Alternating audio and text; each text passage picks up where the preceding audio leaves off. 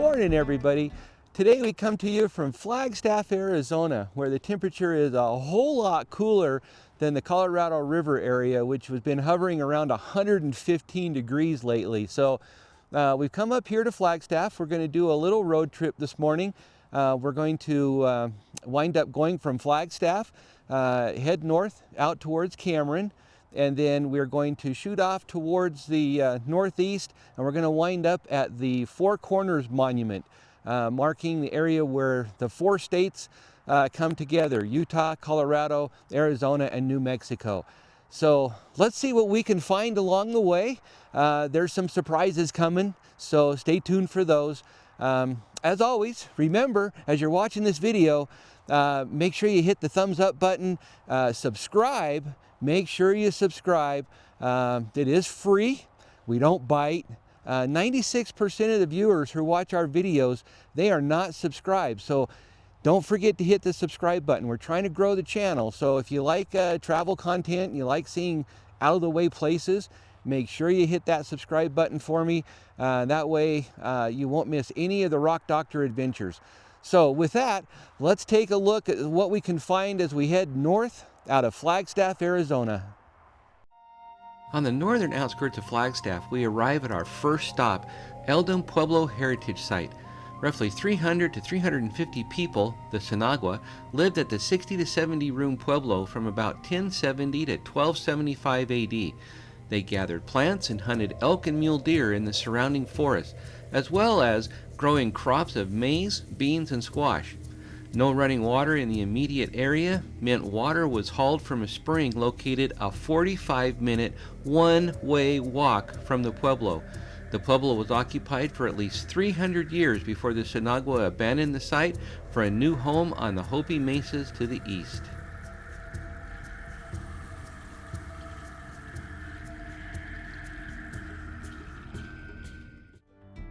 Leaving Elden Pueblo behind, we find ourselves in the middle of the massive San Francisco volcanic field. This is a region of intense volcanism covering thousands of square miles that began around 3 million years ago near Williams, Arizona. The San Francisco peaks began forming soon after that, and over 2 million years they grew into an immense mountain that was roughly 16,000 feet tall. At one time, it was the tallest mountain in the continental U.S. and the 10th tallest in North America. San Francisco Mountain lost its top around 550,000 years ago. It's not clear whether it had a major eruption similar to the 1980s eruption of Mount St. Helens, or whether it collapsed in an event called a gravitational collapse.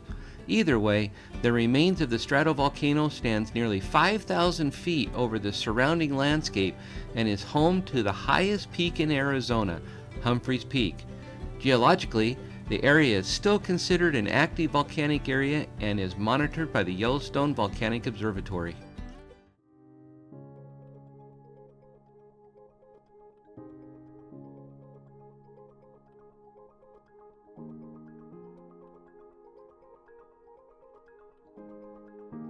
And just like that, we've arrived at the site of the last volcanic eruption in Arizona, Sunset Crater Volcano National Monument. Volcanic activity over the past 3 million years has produced dozens of lava flows as well as nearly 600 cinder cones in the Flagstaff area alone. 1,000 years ago, the landscape you see would have been vastly different. The ground shook with earthquakes before the eruption began, prompting mass evacuations of the Puebloans who lived in the area. Then the ground split open along a great crack nearly 6 miles long, and lava erupted out of it to a height of 850 feet, producing a fire curtain. Modern examples of this type of eruption occurred in Mexico in 1943 at Paracutin Volcano, as well as most recently in Hawaii at Kilauea Volcano. The ash cloud at Sunset Crater is estimated to have been around 5 miles tall and could have been seen from Tucson, Arizona to Durango, Colorado to Las Vegas, Nevada. The eruptive material cooled quickly near the main vent, building the cinder cone that we see today.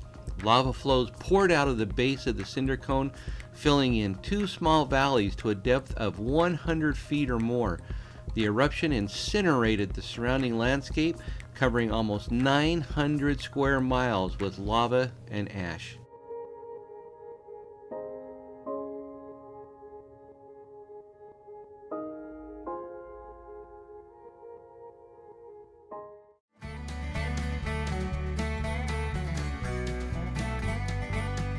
Let's continue north on Highway 89, shall we? For decades after the eruption, little to nothing grew on the lava flows. The fertile soils that once filled the valley were gone, buried below a lava flow as thick as a 10-story building. Farther from the lava flow, however, a thin layer of cinders and ash covered the sandstone and limestone hills, making it possible to grow food. Many of the Puebloan people whose homes were buried by the eruption relocated to what is today Wupatki National Monument, the next stop on our adventure.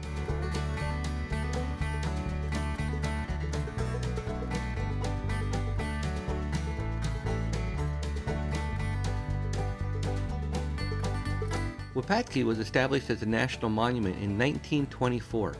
Based on a survey of archaeological sites conducted in the 1980s, an estimated 2,000 people moved into the area during the century following the eruption at Sunset Crater. Agriculture was based mainly on dryland farming of maize and squash. There are many settlement sites scattered throughout the monument. However, the largest structure is a 100-room multi-story Pueblo dwelling named Wupatki, the namesake of the monument. By 1182, approximately 85 to 100 people lived at Wupatki Pueblo, but by 1225, the site was permanently abandoned. The dwelling's walls were constructed from thin, flat blocks of the local Moenkopi sandstone, giving the Pueblo their distinctive red color. The blocks are held together with mortar, making the buildings very durable. The monument also contains ball courts similar to those found in Mexico, making these the northernmost examples of this kind of structure.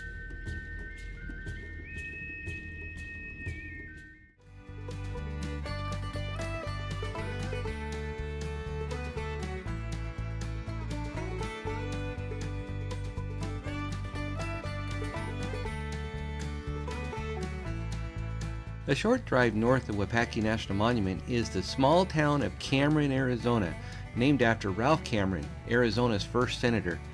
The 2010 census put the population at 885, with the town's economy based mostly on the tourism industry. Cameron is located on the Navajo Nation, just about where the stream in the Little Colorado River Gorge makes its descent into the Grand Canyon. It is very close to the Desert View entrance to Grand Canyon National Park. The must-stop in Cameron is at the historic Cameron Trading Post, our final stop for the day. The historic Cameron Trading Post offers a post office, the trading post, a restaurant, a lodge, and an RV park across from the trading post.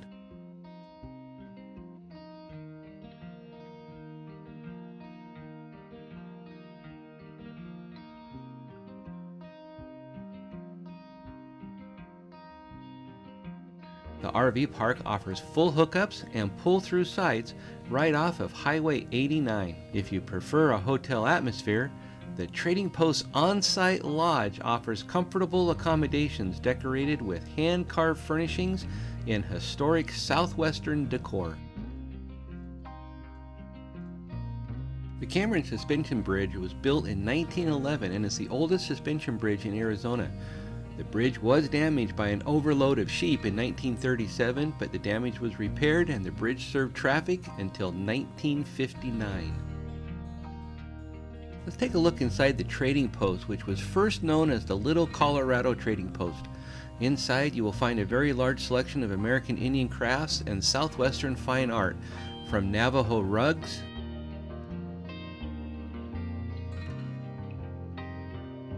to sand paintings,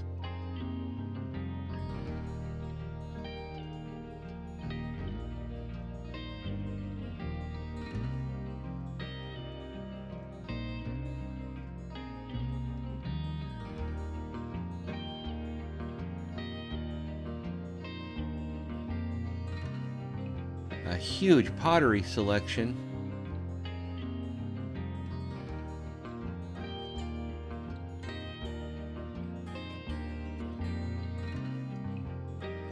dolls, and jewelry.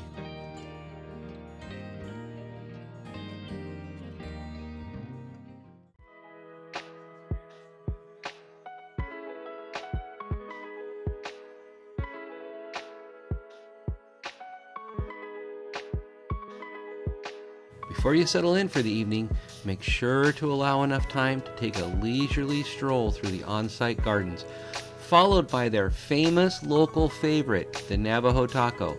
I have consumed my fair share of these tacos, and they are absolutely delicious.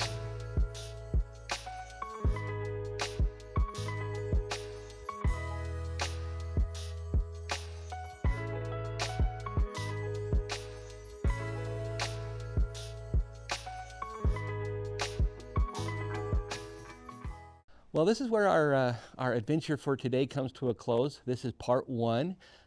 Stay tuned for part two coming into the next video. Today we made it from Flagstaff, Arizona to Cameron, Arizona, a whopping 54 miles or so, but we saw an awful lot of country. We talk about Elden, Pueblo, we saw Sunset Crater, Volcano National Monument, we saw Wupatki National Monument, not to mention Cameron and all the history associated with Cameron.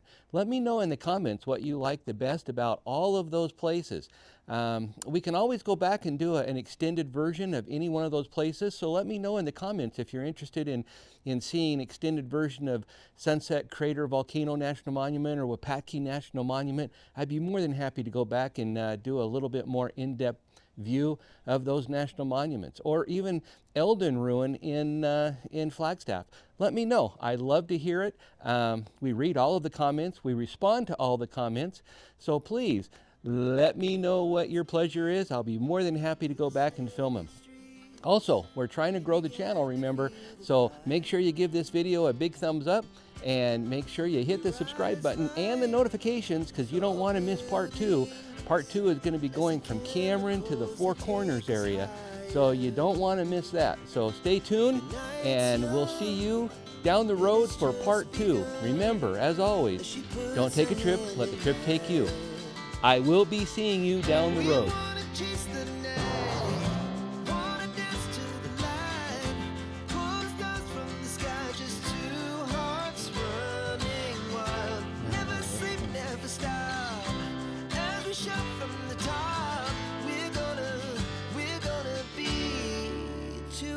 Running wild.